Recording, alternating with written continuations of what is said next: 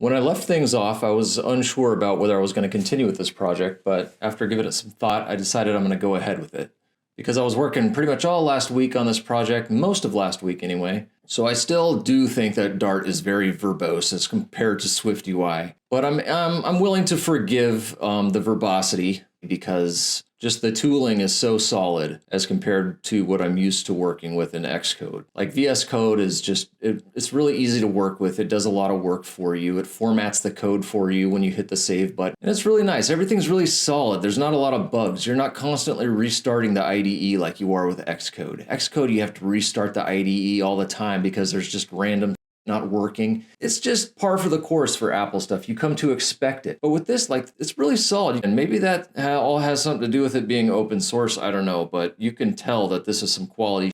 I do appreciate that. And Flutter, it's customizable, man. Like developing apps, I've noticed that, like, I don't want to call them native, but the widgets that come with Flutter, out of the box are all very customizable. I mean, good luck accomplishing a lot of the stuff you can do with Flutter widgets. Good luck accomplishing that with SwiftUI or UIKit. I'm sure you could, but it would take a lot of work. Like Apple's native components that they give you in UIKit and the stuff that they give you in SwiftUI, it's all notoriously difficult to customize. And I don't know if this is because Apple just doesn't want you to customize it because they're afraid of things not looking like the way they want them to, or if it's just because they didn't put any effort into it or didn't think people would need such functionality. I don't know, but UIKit, SwiftUI components are notoriously difficult to customize, and doing so leaves you open to all kinds of future bug fixes every time there's a new OS and stuff. So I really appreciate the fact that you can just customize the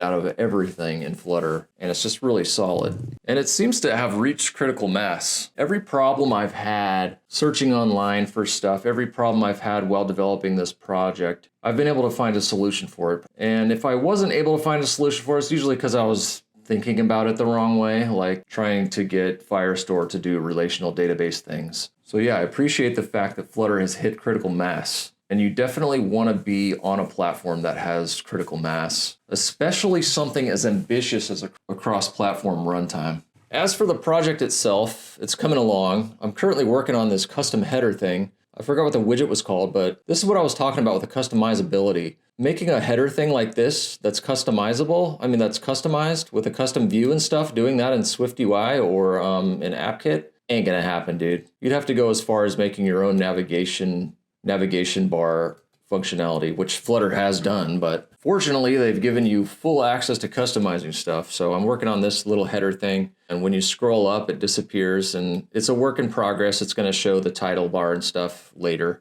So I'm going to go back to working on this custom header thing, and perhaps after this transition I will show you the finished product and maybe go into more details about the widget that I used.